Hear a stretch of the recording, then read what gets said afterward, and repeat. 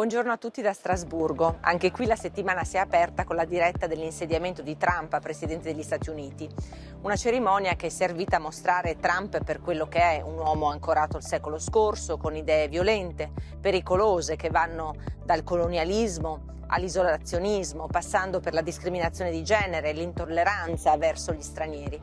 Il tutto condito da un protezionismo economico con la minaccia di dazi che danneggeranno in primis l'Italia, tra i primi paesi esportatori al mondo.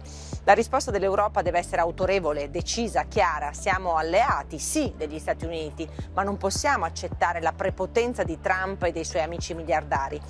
L'Europa abbia il coraggio di avere la schiena dritta e le spalle larghe in difesa dello Stato di diritto e dei valori europei.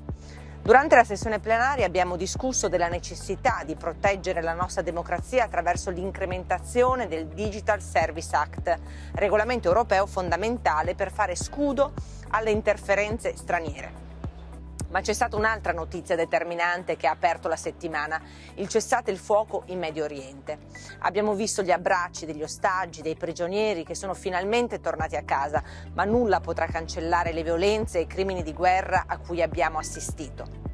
Questo cessate il fuoco purtroppo non placa la disperazione di chi, tornando verso le proprie abitazioni, non trova che macerie.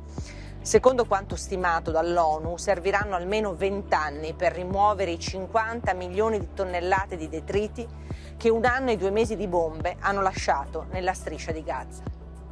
In aula sono voluta intervenire per ricordare i bambini palestinesi che in questo inverno stanno morendo di freddo, dei corpi già affaticati dalla carestia e dal freddo che non riescono a sopravvivere in alloggi precari e improvvisati. Ora serve ricostruire, garantire di nuovo tetti sicuri sotto i quali ricomporre i pezzi, garantire le scuole a questa generazione di giovani che altrimenti rischia di essere spacciata, e garantire anche tutti i beni di prima necessità. Ma serve anche assicurare stabilità, con una soluzione a 2 popoli e 2 stati, per dare a Palestina e Israele mutuo riconoscimento. Riguardo alla politica estera, questa settimana abbiamo trattato anche tanti altri scenari, tra cui quello iraniano, con il caso di Bakhshana Azizi, l'attivista curda incarcerata ad Evin, quel carcere che è diventato tristemente noto a tutti noi in seguito alla vicenda della giornalista Cecilia Sala. Bakhshana è stata condannata a morte per la sua attività pacifica a sostegno di donne e bambini sfollati nel nord-est della Siria. Abbiamo votato una risoluzione d'urgenza per chiedere la sua liberazione e quella di tutti gli altri attivisti che si trovano ingiustamente in carcere in Iran.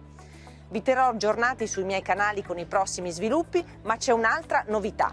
La Commissione Salute ha assunto nuova rilevanza all'interno del Parlamento, passando da essere una branchia della Commissione Ambiente ad un'assemblea autonoma. E nelle prossime settimane prenderanno il via i lavori e io sarò membro a pieno titolo. Vi racconterò anche su questo.